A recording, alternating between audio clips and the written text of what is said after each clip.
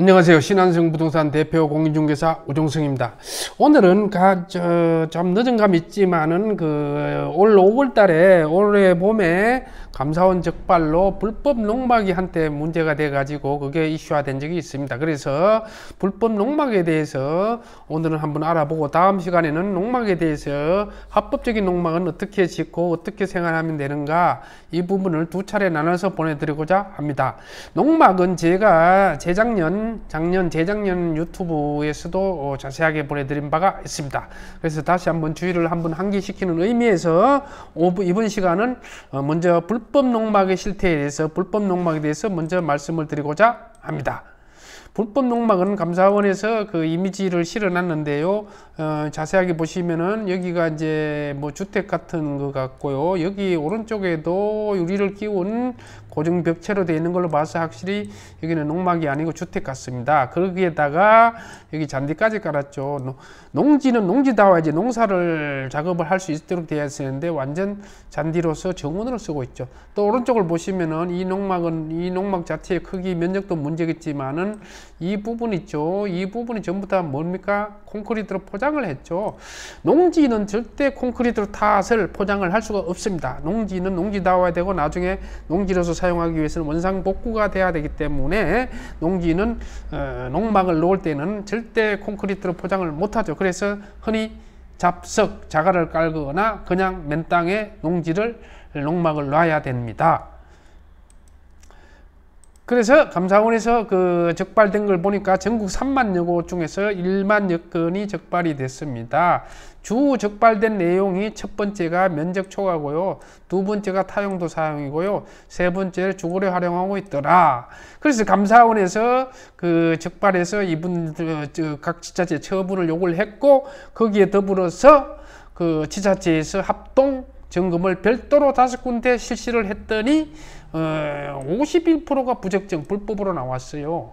그래서 주로 보시면은 전부 다 지방이 많습니다. 전북, 남원, 충북, 보원, 충북, 청주, 강원, 원주, 경기, 가평. 그 중에서도 충북, 청주하고 보원이 가장 부정적이다고 많이 나왔어요. 흔히 쉽게 말씀드리면 불법이 많다는 거죠. 그 중에서도 면적 초과 부분이 이 초록색 부분인데, 이 부분이 면적 초과 부분이 제일 많았고요. 그 다음에 이 회색 부분이 타용도 사용입니다. 이 타용도 사용하고 면적 초과 부분, 타용도 사용과 면적 초과 부분이 제일 많습니다. 주거로 사용한 사람은 사실상 이 자료에다 보시다시피 거의 적습니다. 주거는 사용해서는 안 된다는 걸 알고 있습니다. 다만 합헌법으로 면적이 초과되거나 다른 용도로 쓰고 있다, 이것이 문제가 된 거죠. 그래서 농림축산식품부에서 부랴부랴 농지법 시행규칙 일부 개정안을 입법 예고를 했습니다. 즉 농막은 앞으로 농지 면적별로 차등해서 짓도록 하라. 즉 200평 미만은 2평, 200평 이상 300평 미만은 4평 미만으로만 농막을 지어라. 그 다음에 연면적에 테라스나 데크 있죠. 테라스나 데크, 이 부분을 연면적에 포함을 시키겠다. 이 부분이 상당히 주요 골자였습니다.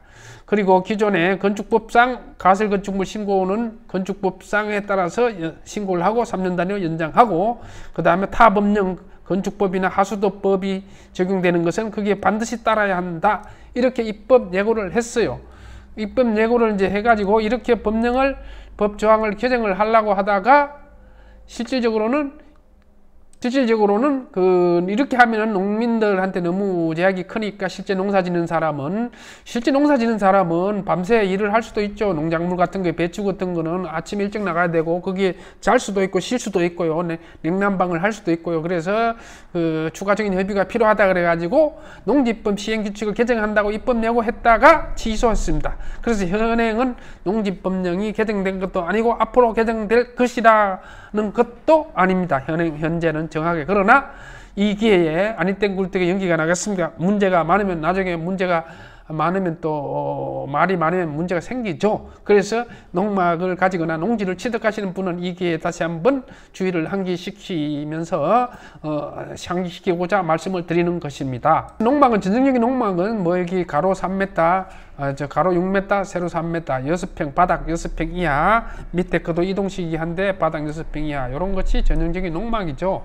그런데 앞으로는 어떻게 하겠다? 자, 이제 농막과 구별될 것을 이렇게 보면 육안으로 보시도 아시겠지만 이런 건 조리식 주택입니다. 18평 조리식 주택입니다. 조리식 주택하고 농막하고는 다른 거죠. 그 앞으로는 그럼 어떻게 하겠냐? 그 다음에 이 농막에 보시면은 다락방이라고 있어요. 다락방 이 부분도 연면적으로 넣겠다. 이 부분이 평지붕일 때는 1.5m까지는 건축법상 연면적에 들어가지 않죠. 그 다음에 박곡 지붕이라 그래가지고 이렇게 경사 지붕 있죠. 이런 거는 1.8m까지는 높이까지는 바닥 면적에 들어가지 않습니다. 건축법상. 그런데 이 부분을 집어넣겠다. 그런 얘기고요. 그 다음에 또 하나는 농막을 지으면은 대개의 데크를 깔죠. 이 부분도 건축법상 앞으로 집어넣겠다. 그런 얘기고요.